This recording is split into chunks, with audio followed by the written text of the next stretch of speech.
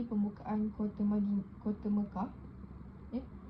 Kota Mekah yang pertama di Madinah pada 10 Ramadan tahun ke-8 Hijrah.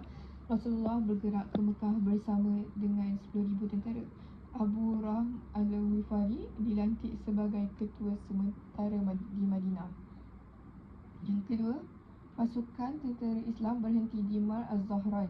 Rasulullah memerintahkan 10,000 tentera untuk menyalakan 10,000 unggun api.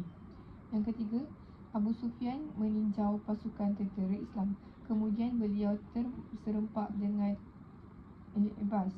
Lalu Al-Abbas membawanya menemui Rasulullah. Akhirnya beliau memeluk Islam. Rasulullah menghargai pengislamannya dengan memberi jaminan keselamatan kepada sesiapa yang berlindung di rumahnya. Yang keempat, pada pagi hari Rabu 17 Ramadan tahun ke-8 Hijrah, Rasulullah meneruskan perjalanan menuju ke Mekah. Ketika itu musyrikin Mekah terkejut dengan kedatangan tentera Islam. Yang kelima, Abu Sufyan mengemukakan kepada musyrikin Mekah agar berlindung di rumah masing-masing atau di dalam masjid. Yang keenam, apabila sampai di Zutuwa, Rasulullah membahagikan tentera Islam kepada 4 pasukan. Di bawah 4 orang panglima, iaitu Rasulullah sendiri, Khalid bin Al-Walid, Az-Zubair bin Al-Awam dan Abu Ubaidah Al-Jarrah.